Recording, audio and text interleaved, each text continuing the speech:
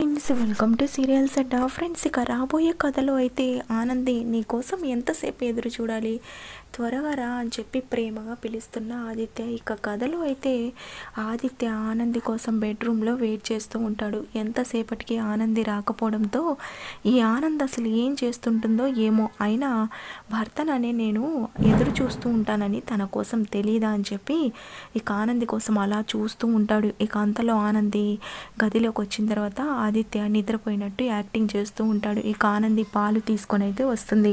ఆదిత్యని చూసి, ఆదిత్య గారేంటి అప్పుడే పడుకున్నారా అని చెప్పి, అయ్యో పాలు తాగలేదు ఈరోజు ఆదిత్య గారని ఇక అక్కడ పాలు పెట్టి పడుకోవడానికి వెళ్తుండడంతో ఆదిత్య సడన్గా చేయి పట్టుకొని లాగుతాడు. దాంతో ఆనంది, ఆదిత్య గారు మీరు ఇంకా పడుకోలేదా అని అంటుండడంతో, ఏంటి ఆనంది ఇంతసేపు గదిలోకి రావడానికని అంటాడు. ఇక ఆనంది, అది కాదు ఆదిత్య గారు, అది కిచెన్ దగ్గర కాస్త అని అంటుంటే, ఎప్పుడు కిచెన్ దగ్గర ఏదో ఒక పని చేస్తూ ఉంటావు, అయినా నువ్వు చేయాల్సింది నా పని, కిచెన్లో పని కాదని అంటాడు. దాంతో ఆనంది నవ్వుతూ ఉంటుంది. ఏంటి నవ్వుతున్నావు అని చెప్పడంతో, ఆదిత్య గారు మీలో చాలా మార్పు వచ్చింది, ఈ మధ్య మీరు చాలా జోక్స్ వేస్తున్నారు, అలాగే నవ్వుతూ మాట్లాడుతున్నారని చెప్తుంది. దాంతో ఆదిత్య, అంటే ఇంతకుముందు నేను నవ్వనా, నేను జోక్స్ వేయనా, అంటే ఇప్పుడు నాకు కాళ్ళు వచ్చాయని నేను ఇలా ఉంటున్నానని చెప్తున్నావు కదా అని చెప్పడంతో, అయ్యో ఆ ఉద్దేశంతో కాదు, నేను నార్మల్గానే చెప్తున్నానని అంటుంది.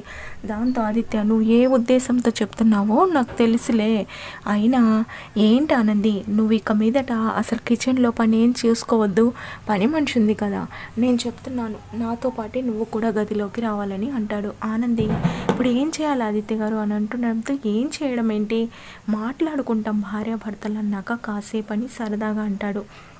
ఇంకా ఆనంది, అబ్బో ఆదిత్య గారు మీరేనా ఇలా మాట్లాడుతుంది, ఒకప్పుడు నేను మాట్లాడుతుంటే డిస్టర్బ్ చేయొద్దని చెప్పేవాళ్ళు, ఇప్పుడేమో అని అంటుంటే ఇక నువ్వు దెప్పి పొడిచింది చాలే ఆనంది, కావాలని చెప్తున్నావు కదా అని అంటుండడంతో సరదాగా అంటున్నానని చెప్పి అంటుంది. ఇక ఆదిత్య, నిజం చెప్పాలంటే నీ కారణంగానే నేను ఇంత సంతోషంగా ఉన్నాను ఆనంది, నా కాళ్ళు వస్తాయని నేను నమ్మిన దానికంటే నువ్వు 100 రెట్లు ఎక్కువగా నమ్మావు, నువ్వు అనుకున్నట్టుగానే ఈరోజు నేను నడుస్తున్నాను, ఇదంతా నీ కారణంగానే, అయినా ఒక మాట చెప్పనా, నిజంగా నా మనసులోని మాట, నీలాంటి భార్య ఉంటే భర్త ఏ పరిస్థితుల్లో ఉన్నా సంతోషంగానే ఉంటాడు, ఎందుకంటే నువ్వు అంత ప్రేమని పంచుతావు, నీ ప్రేమలో స్వార్థం అనేది లేదు, అది ఎదుటి వాళ్ళు ఎవరైనా సరే నువ్వు అందరూ మంచిగా ఉండాలని కోరుకుంటావు, అందుకోసమే నువ్వు ఇంత సంతోషంగా ఉండగలుగుతున్నావు, నిజంగా నీ మనసు చాలా మంచిది అని చెప్తుండడంతో, ఆనంది ఈరోజు నన్ను పొగడే కార్యక్రమాన్ని పెట్టారా ఏంటి ఆదిత్య గారు అని చెప్తుండడంతో,